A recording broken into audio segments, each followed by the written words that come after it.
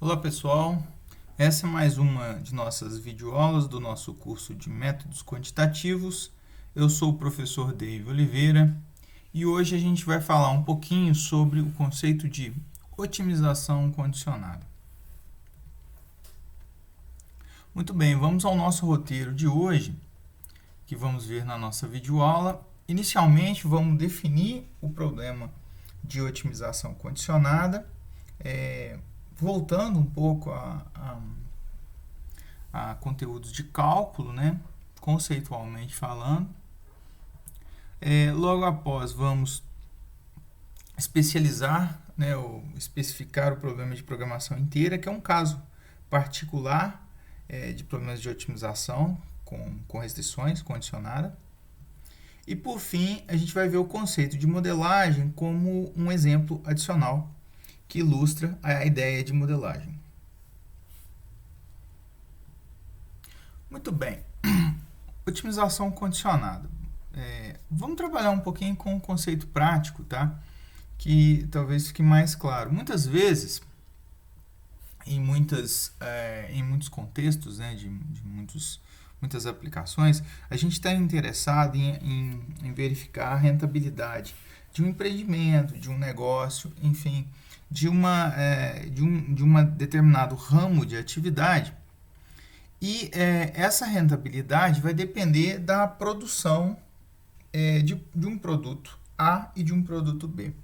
Aqui pode-se entender também da prestação de um serviço A ou B, bem como eu posso também estar trabalhando não com a ideia de rentabilidade, mas em contextos de custo também, de avaliação de custos, que depende de uma demanda A ou uma demanda B. No nosso caso, então, a gente vai trabalhar aqui com esse cenário, desse problema. Perceba que o que eu estou fazendo aqui, ao organizar que a rentabilidade de um ramo de atividade depende da produção do produto A e do produto B, isso aqui a gente pode enxergar como uma função de cunho matemático, né, sob a definição matemática. Mas olha só, para fazer a produção dos produtos A e B, é óbvio que eu não posso produzir indefinidamente. Basicamente porque a produção desses produtos está restrita a uma série de limitantes, de condicionantes que estão impostas na nossa realidade.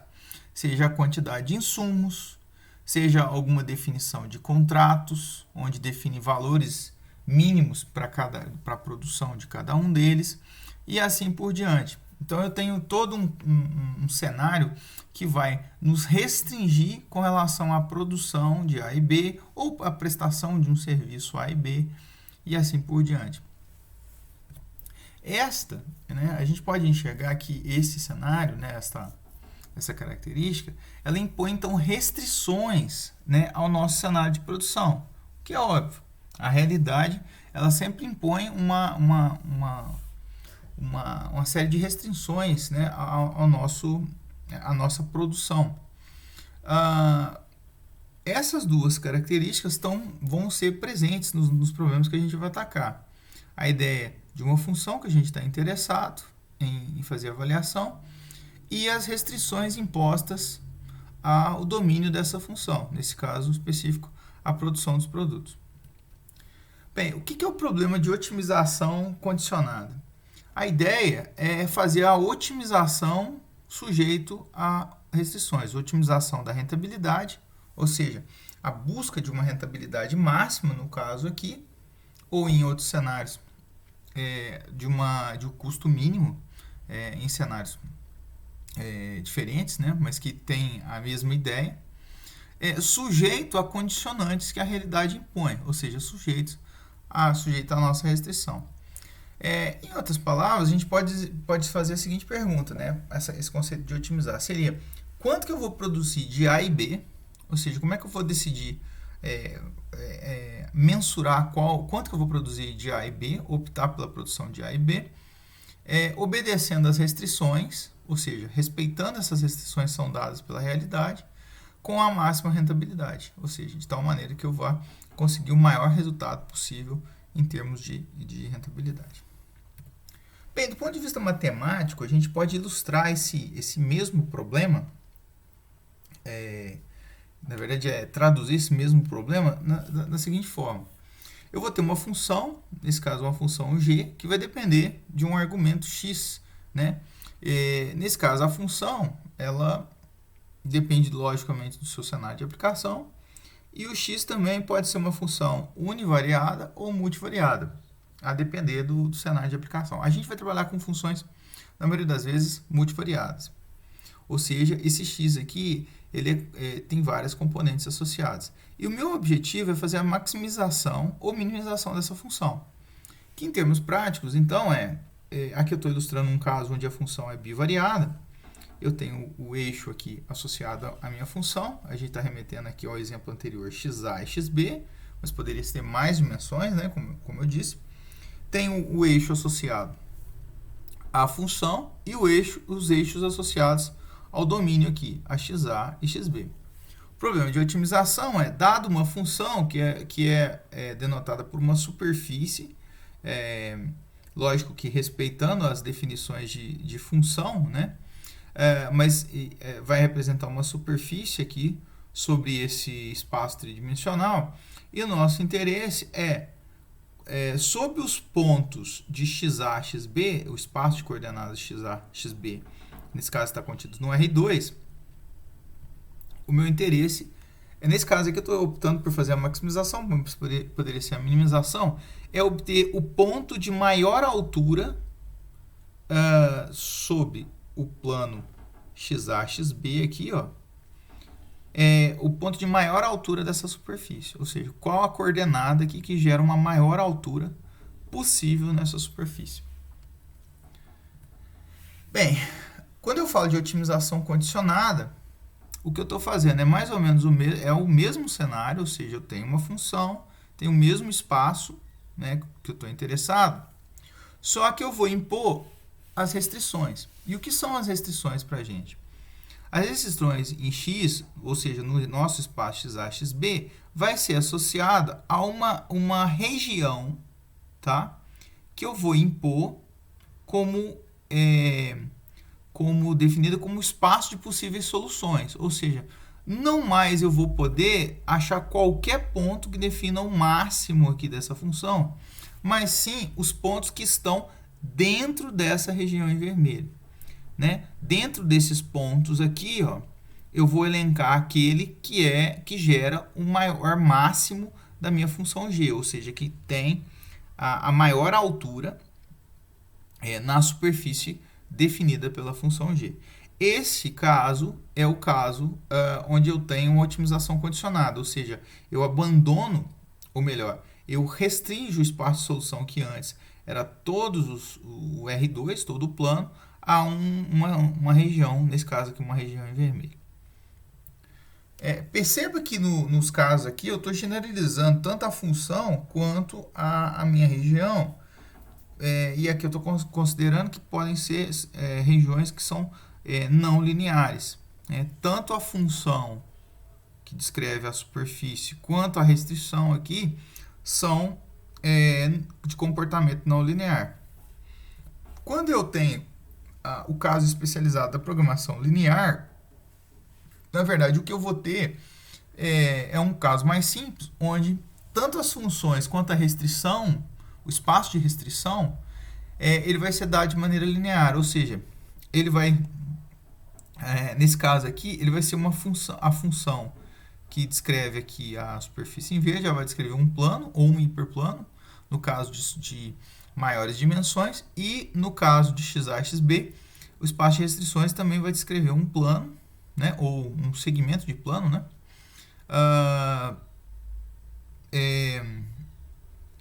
um reticulado, né, melhor dizendo, de um plano, no qual todas as limitantes da região, elas são retas. Estão percebendo aqui, ó, todas elas são retas. E bem como aqui também eu tenho, nesse caso a função é de maneira infinita, mas vai descrever um hiperplano aqui. E o problema permanece o mesmo. Como que eu vou, dentro desse espaço de restrições definido, ou seja, desses pontos vermelhos em vermelho aqui, destacados dentro do plano XA, XB, eu vou gerar o ponto que vai gerar o valor máximo nesse plano aqui, ou seja, na nossa função.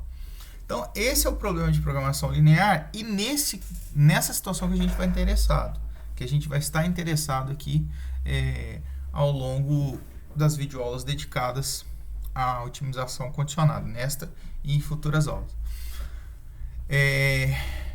Obviamente porque são casos mais simples, não são situações mais simples de se trabalhar. Vamos ver um exemplo, né? Vamos voltar ao contexto prático. Vamos supor agora de maneira genérica, tentando detalhar um pouco mais aquela ideia da rentabilidade. Vamos supor que eu tenho a produção de dois produtos, né? XA e XB. Podem ser mais, como eu falei, pode ser mais produtos, ou podem ser serviços, produtos e serviços. Há uma série de problemas que podem ser modelados, mas a gente vai considerar aqui XA e XB como uma produção. A nossa função rentabilidade, ela pode ser descrita como sendo uma função de XA e XB.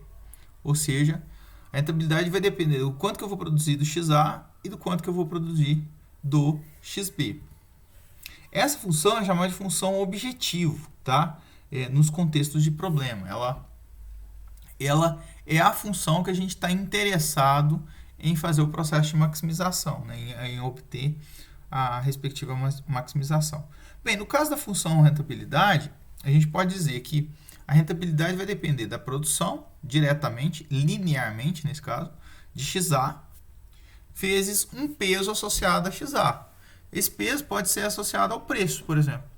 Né? Quanto que eu cobro por cada unidade do produto XA. Mais o mesmo raciocínio, mais o volume que eu vou produzir de XB, a quantidade, vezes o preço que eu vou produzir por cada unidade de XB, que vai ser dado por CB aqui, pelo respectivo custo. Então, essa função seria a função rentabilidade, né? Um exemplo de uma função de rentabilidade genérica. Bem, e as restrições? As restrições elas vão ser dadas, como eu disse, de maneira linear. Vamos começar por um exemplo de R1. Como é uma restrição linear imposta, ela vai estar associada a uma função, ou melhor, a uma inequação, porque é uma restrição, ela descreve uma região, que é uma função de XA e XB de maneira linear. Então, um exemplo aqui. Vamos supor que eu tenha um insumo, aqui, que tanto XA quanto XB precisam desse insumo para ser produzido. Esse insumo, nesse caso aqui, ele é compartilhado. Não é necessário, mas nesse caso a gente vai supor que é compartilhado. Então, eu vou ter um peso no caso aqui do gasto, né, do insumo A para produzir o produto XA, e aqui eu tenho um peso do insumo B para produzir o XB. Notadamente, quanto que eu vou gastar do insumo total? É quanto eu produzi de XA vezes esse peso no gasto para produzir essa quantidade de XA, mais, né, aditivamente, XB vezes o peso da produção de cada unidade de XB. Isso totalizará o quanto que eu tenho de gasto do insumo I, que é restrito. Ou seja, ele, na verdade, ele tem um valor limite. Ele é finito, ele não é infinito. E esse valor a gente vai dar por o I1 aqui, como exemplo. Perceba que é uma inequação, porque o volume que eu posso gastar do insumo 1, ele está limitado, né? Ele tem que ser menor ou igual à quantidade disponível desse insumo. Eu posso fazer isso, reaplicar para outros insumos, o insumo 2, insumo 3 e assim por diante. Posso ter vários insumos no mesmo problema para fazer a modelagem. Todas elas, você percebe que são equações, no caso da função São equações lineares, né? Uma equação linear que representa a função de rentabilidade ou a função objetivo. Por que ela é linear? Porque eu percebo nem xa nem xb elas entram de maneira linear aqui na função, né? Não é uma potência, não é uma função transcendental, é um logaritmo, né? uma senoide ou alguma função afim. Trigonométrica, perdão, uma função trigonométrica de x. Assim como as inequações aqui, ó, também o xa quanto o xb entram de maneira linear. Por isso a gente está no universo de programação linear. Vamos ver um exemplo prático, né? Vamos trabalhar com um exemplo de uma padaria. Vamos imaginar que nessa padaria eu produzo essa padaria hipotética e ela produz só pão francês e pão de queijo, tá? Só esses dois produtos. Ela até poderia produzir mais, eu posso focar em produtos que tem maior quantidade de produção, no caso real, mas nesse caso aqui a gente vai, por facilidade, restringir a produção de pão francês e pão de queijo, que vão ser denotadas as quantidades aferidas em quilo, vão ser dadas pela variável xp e xpq. Bem, como é que eu faço a modelagem de um problema, que é uma parte fundamental? A modelagem, ela vai ser, a gente vai ter que identificar a função rentabilidade associada ao meu problema e identificar quais são as restrições de produção impostas aqui. No nosso caso, vamos começar pela rentabilidade, ou também chamada de função objetivo, no caso do contexto matemático. Bem, aqui é simples, eu tenho dois tipos de produto, então vamos supor que o nosso pão francês ele seja vendido a um valor de R$ 12,90 ao quilo. Ao passo que o pão de queijo ele é um pouquinho mais caro, ele é R$ 16,90 a quantidade, o quilo. Portanto, a nossa função rentabilidade ela vai ser uma função da quantidade que eu vou produzir de pão de queijo, desculpa, de pão francês e de pão de queijo, dada para a seguinte expressão, vai ser R$ 12,90, né, que é o preço do quilo do pão de queijo, do pão francês, vezes a quantidade que eu produzi de pão francês, mais né, R$ 16,90 vezes a quantidade que eu produzi de pão de queijo, né, que é o valor do preço. Isso aqui, dado uma produção de pão francês e de pão de queijo, eu vou ter a rentabilidade total na qual eu vou obter com essa produção. Essa aqui é a nossa função objetivo do nosso problema. É essa que a gente está interessado em maximizar.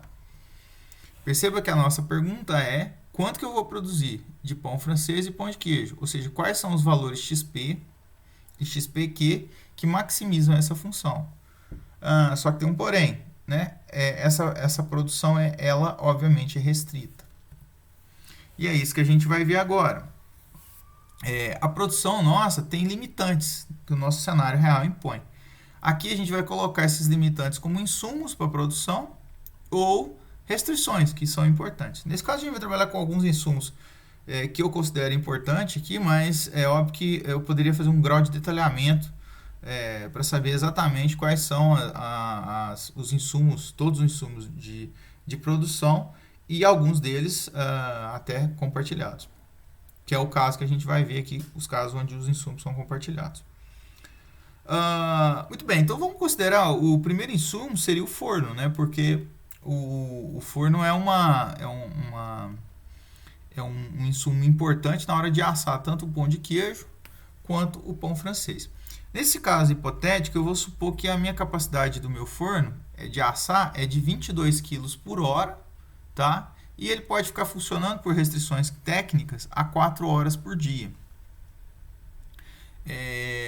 Portanto, eu vou ter aqui uma capacidade por dia de produção, né, de assar 88 quilos dia do nosso produto. Independente do que for, tá? Se é pão de queijo ou pão francês, independente do que for, eu tenho essa capacidade total associada aqui. Bem, o pão francês, quanto o pão de, eu vou considerar que tanto o pão francês quanto o pão de queijo têm o mesmo tempo de gasto do forno.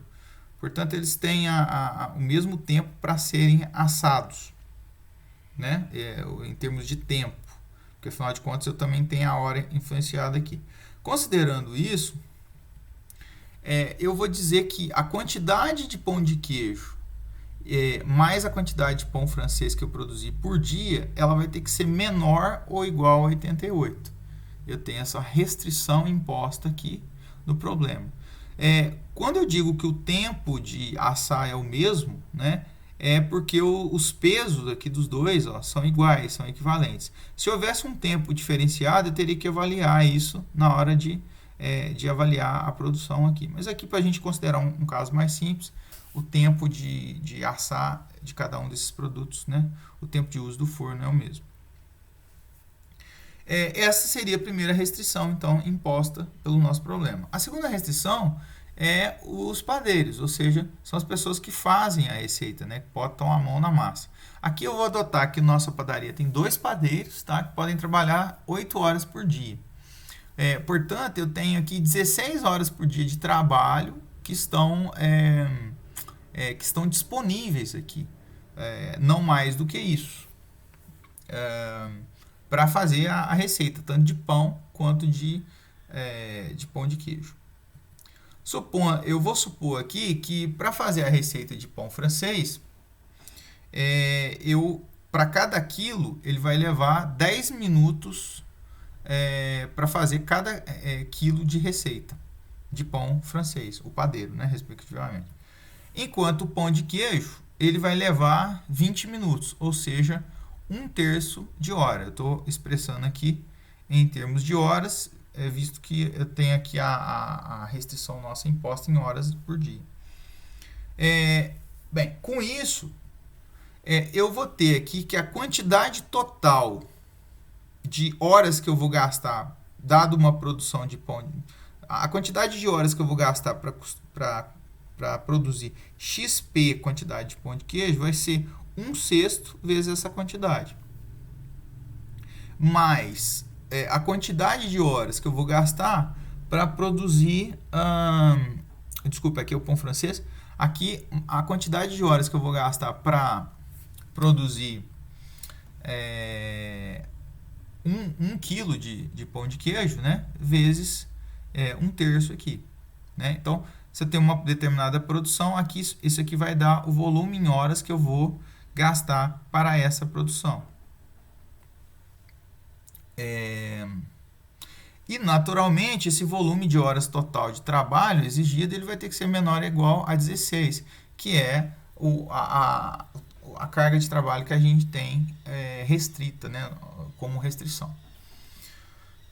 Bem, olhando do ponto de vista um pouco mais matemático para esse problema, né, vamos elencar aqui o espaço nosso de XP e de XPQ, né, ou seja, do pão francês e do pão de queijo, tá?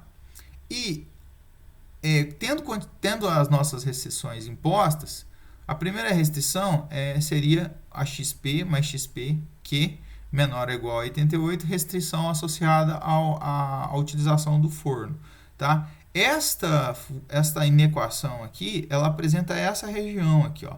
Ela está associada a essa região no nosso plano. A gente está assumindo que as produções são positivas, portanto, eu vou trabalhar só nesse quadrante aqui, né? Eu não trabalho em quadrantes, nos outros quadrantes, somente nesse.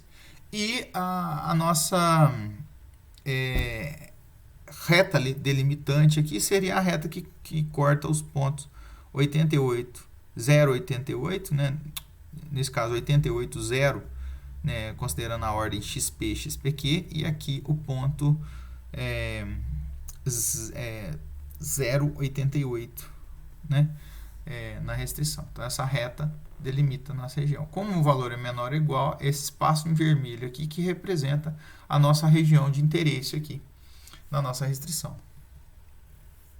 A restrição 2, que é associada ao tempo de trabalho, ela vai também vai gerar aqui uma região também aqui associada. Nesses casos, para você esboçar a reta da restrição, basta esboçar, considerar que isso aqui é uma função, que isso vai gerar a nossa reta. No nosso caso, é essa reta aqui, ó, tá? E como os valores são menores ou iguais a 16, nesse caso aqui, eu vou ter essa região toda em vermelho aqui, associada a essa restrição. Perceba que eu vou trabalhar com a interseção das duas restrições, porque eu tenho que trabalhar com o conjunto de restrições simultaneamente, o que vai nos gerar uma região aqui, ó, que eu vou estar interessado para a restrição, essa região R.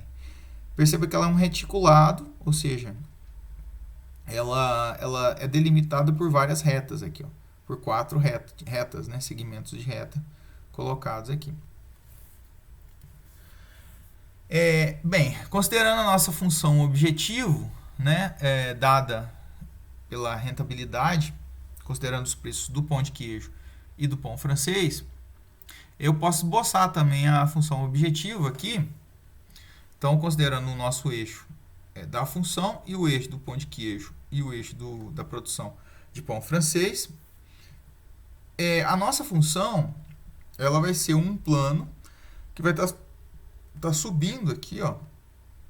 Ele vai estar numa posição ascendente aqui em relação a esse plano, a esse espaço, né, tridimensional que a gente está enxergando.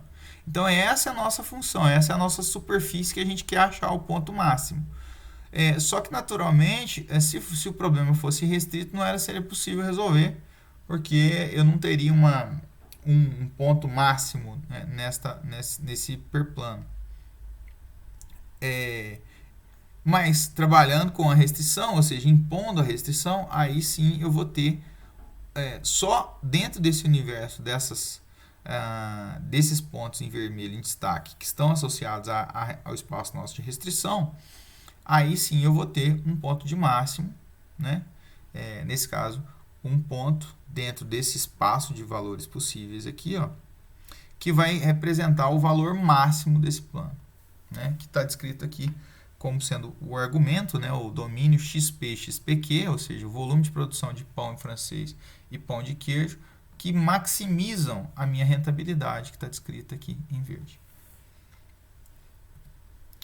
Muito bem, a gente falou de modelagem implicitamente, né? Mas vamos explicitar esse conceito, vamos deixar bem claro o que é o processo de modelagem. Modelagem, seja no contexto estatístico, matemático, econométrico, em vários ambientes, a ideia de modelagem é pegar um problema real, né, uma situação real, e tentar expressar esse problema do ponto de vista matemático, estatístico, econométrico, e assim vai. Então, a depender do contexto, né, que você está trabalhando com a ideia de modelagem. Então, no nosso caso, como a gente está trabalhando com a ideia de programação linear, aqui, para a gente, a modelagem vai ser o seguinte: eu vou pegar o problema real, interpretar esse problema real, tentando encontrar qual é a função objetivo que eu estou interessado em maximizar ou minimizar, em suma, otimizar, e identificar as restrições associadas ao meu domínio da minha função, né? As restrições R1, R2 e quantas mais houverem. Então, essa é a definição do conceito de modelagem. Por que eu estou enfatizando isso? Porque a modelagem do problema, ou seja, eu identificar corretamente o problema do ponto de vista matemático, é o primeiro passo para eu ter a solução correta do problema. Então, muitas vezes, o diagnóstico, né, a fase de diagnóstico, que seria essa fase de modelagem, de interpretar o problema real do ponto de vista matemático, se você não faz corretamente, você vai gerar problemas na sua solução. Bem, para a gente adicionar aqui, vamos ver um outro exemplo, né, onde a gente enfatiza essa ideia de modelagem. De novo, é olhar para um problema e tentar identificar a função objetivo e as restrições impostas no nosso problema.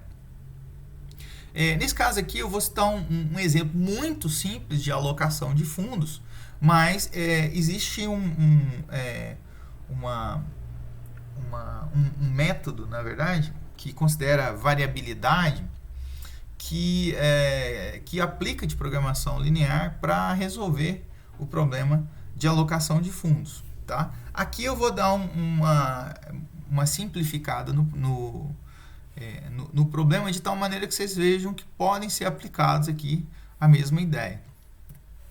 Vamos supor o seguinte: eu tenho uma corretora que a ideia da corretora é captar dinheiro, né, captar recursos, e nesse caso a corretora vai optar por dois fundos. Tá? Um fundo A para aplicar, né, investir em um fundo A, e um fundo B, os quais têm riscos diferentes. Ou seja, o fundo A ele é um fundo que tem um menor risco, ele é mais seguro. Um exemplo seria poupança, né, investimentos que tem renda fixa, por exemplo, seria um caso. E e um fundo B que tem um maior risco, ou seja, cuja a rentabilidade seria de característica mais variável. Considerando esse cenário, o nosso problema é o seguinte: como aplicar o recurso de forma a otimizar a rentabilidade. Nesse caso, eu vou considerar a otimização da rentabilidade, mas em alguns cenários a gente pode tentar minimizar o risco associado à sua estratégia de investimentos. A gente vai trabalhar aqui com rentabilidade ou rentabilidade esperada. Então, no caso, a função objetivo nosso seria a rentabilidade esperada do fundo. Ou seja, quanto que o fundo, em média, vai nos gerar como valor de benefício. Vamos supor, por hipótese, tá, que o fundo A gere 15% de rentabilidade e o fundo B gere 18% de rentabilidade. Aqui eu estou desconsiderando aqui o período, né, se é o ano.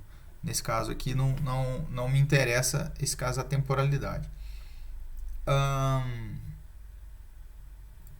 Portanto, a nossa função objetiva aqui associada, que seria a rentabilidade, dado a quantidade que eu vou investir no fundo A e no fundo B, vão ser dadas por XA e XB, vai ser 1,15 vezes XA mais 1,18 vezes XB.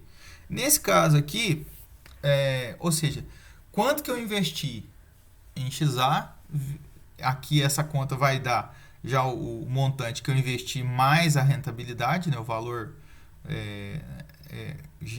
no final, né, do período, mais 1,18 vezes XB. Então, dado o meu investimento, vai ser qual que vai ser o meu capital após esse investimento, o período pactuado no contrato. Muito bem. E as restrições? Nesse caso aqui eu criei um cenário de restrição que é o seguinte: eu considerei, e a gente vai considerar que a corretora ela faz uma entrevista com o investidor para definir o perfil dele. E de acordo com esse perfil é que ela vai fazer a alocação de recursos. Dentro desse perfil, antes de falar especificamente do perfil, que vai conter todos os investidores que a corretora tem como clientes, todos esses investidores vão gerar um capital que a gente vai considerar aqui como 100%. O valor capital de 100% que a corretora tem para investir.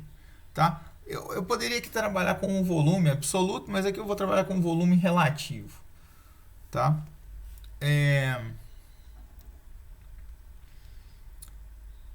Dado isso, então, eu tenho que, naturalmente, o quanto que eu vou investir em XA mais o quanto que eu for investir, o quanto que eu for investir no fundo A mais o quanto que eu for investir no fundo B, que são as quantidades XA e XB aqui, respectivamente, ela vai ter que ser menor ou igual a 1, né? Que é o montante que a corretora tem para investir. Essa é a primeira restrição. Ela não pode investir mais do que ela tem. Vamos supor que dentro desse cenário, dentro do capital total que a gente tem da empresa, 30% do capital ela venha de investidores que têm um perfil conservador. Então, naturalmente, são investidores que vão optar por algum tipo de fundo, né? De característica mais segura, ou seja, de menor risco. E a gente vai considerar como uma restrição, ou seja, esse investidor ele vai investir sempre no fundo de menor risco. Então esse dinheiro tem que sempre ir para um fundo de menor risco. Portanto, a nossa restrição 2, que é baseada nessa regra, ela vai dizer o seguinte, que a quantidade que eu vou investir no fundo de menor risco, que é o XA, ela sempre vai ser maior que 0,3, que os 30% do capital total aqui. Por quê? Porque eu não posso investir menos do que isso, que é o capital que tem esse perfil. De maneira análoga, eu vou ter um investidor um pouco mais liberal, ou seja, alguém que está mais disposto a arriscar, né, a fundos de que tem um maior risco associado, em benefício de uma maior rentabilidade. Neste caso aqui, eu vou considerar que são 15% do capital total são associados a investidores com esse perfil. Portanto, eu vou ter uma restrição e esses optam sempre pelo investimento de maior risco. Esse investidor, ou melhor, essa restrição associada vai dizer então o seguinte, que o XB tem que ser sempre maior que 0,15. Tá? Sempre vai ser maior que 0,15 esse volume investido no fundo XB. Eu vou ter o restante, naturalmente, que vai ser indiferente, ou seja, tanto faz se investir em um fundo de característica mais arriscada ou menos arriscada. Né? Portanto, eu vou ter esse cenário aqui de restrições que a empresa deve trabalhar para investir. Se a gente colocar o problema matematicamente falando, considerando o espaço de restrições e o espaço de valores para serem investidos, aqui o volume que eu vou investir no fundo A, aqui o volume que eu vou investir no fundo B, né? Eu vou ter, primeira restrição, que o total que eu tenho que investir seja menor que o total, né, de capital, que é a soma do investimento dos dois tipos de fundo, tem que ser menor ou igual a 1, menor que 1 nesse caso. Eu vou ter aqui, então, essa reta, né, como a reta XA mais XB menor que 1, aliás, desculpe, XA mais XB igual a 1, a reta, e a região que vai gerar essa restrição, né, a inequação, portanto é uma inequação aqui, vai ser essa região em branco aqui. A gente vai assumir que os valores também são positivos, de quanto eu investo, tem que ser maior que 0. Então essa região em branco, delimitada por esse segmento de reta, esse segmento de reta e o segmento de reta vermelho aqui associado à reta descrita na inequação, vai ser a nossa região inicial. A segunda restrição vai dizer o seguinte, que o volume de XA tem que ser maior que 0,3. A reta XA igual a 0,3 é essa aqui.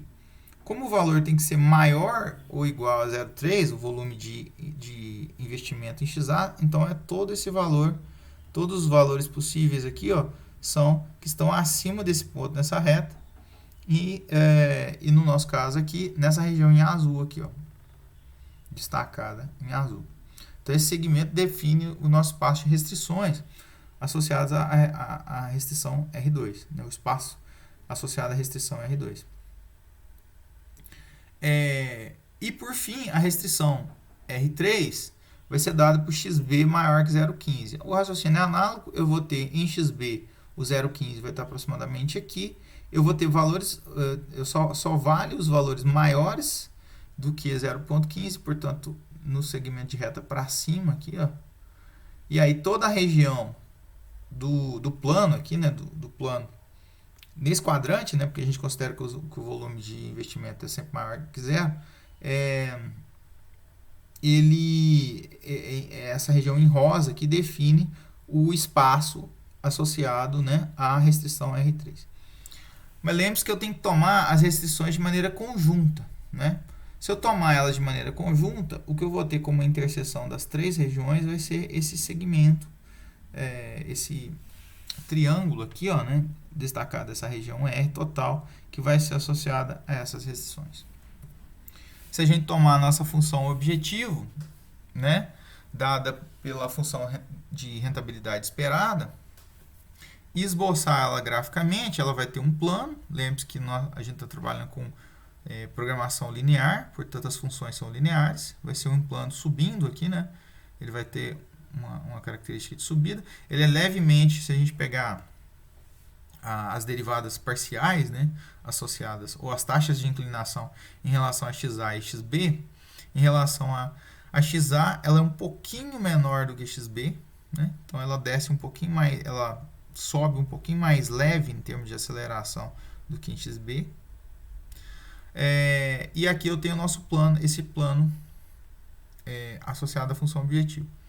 Eu vou tomar a restrição, vou pegar a restrição e colocar ela aqui no nosso plano. Aqui. Então, o conjunto de pontos aqui que eu tenho na restrição R, ele está aqui, ó, destacado nessa região aqui no plano XA, XB, que está esboçado aqui.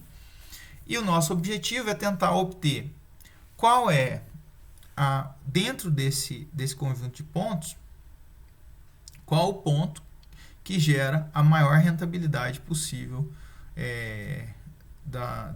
a rentabilidade esperada total da corretora, né? Que é definir qual o volume que eu vou ter que investir no fundo A e no fundo B, respectivamente, de tal maneira que eu maximizo a rentabilidade esperada, sujeito às nossas restrições, é óbvio, dentro do nosso espaço de restrições impostas nesse caso, simplesmente pelo perfil do investidor, mas posso ter mais restrições.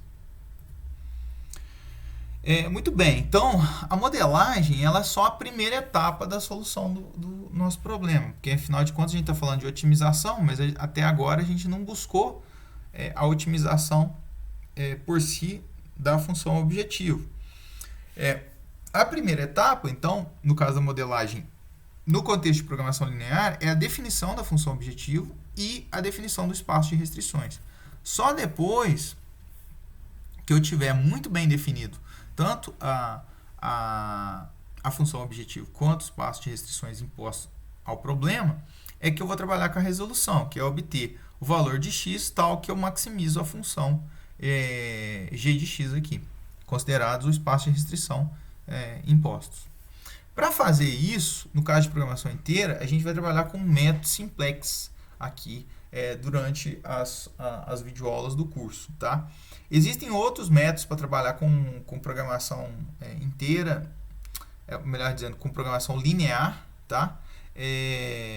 Com programação não linear, então existem outros algoritmos que trabalham, mas a gente vai trabalhar com o simplex, que é a versão mais simples para resolver os problemas com funções tanto objetivo quanto restrição de característica linear. Algumas observações finais. A primeira delas é que eu posso trabalhar com a ideia de programação inteira, né? Então, nos casos que eu citei, nos exemplos que foram citados até então para a nossa apresentação do tema, a gente trabalhou sempre com valores de x, que são valores contidos sobre os reais, né? Ou sob o domínio dos reais, ou quiçá do domínio dos reais positivos, né? Mas eu tenho casos onde eu tenho os valores de x como sendo inteiro, ou seja, o meu volume de produção é por unidades inteiras. E aí eu tenho o caso da programação inteira, tá? Onde esse domínio é inteiro. É um caso específico do problema de programação linear. Segundo, eu também tenho problemas de programação não linear, ou seja, onde G e R são não lineares. São problemas mais complexos, né, que exigem métodos mais elaborados. Mas o princípio da definição do problema é o mesmo, como apresentado no início dessa videoaula. E, por fim, vários problemas eu tenho a condição de utilizar a programação linear, né, como objeto, né, para a solução. Problemas associados a transporte, logística, enfim, várias aplicações eu tenho para otimização condicionada. Bem, com isso a gente fecha a nossa videoaula de hoje, tá? E eu vejo vocês numa próxima.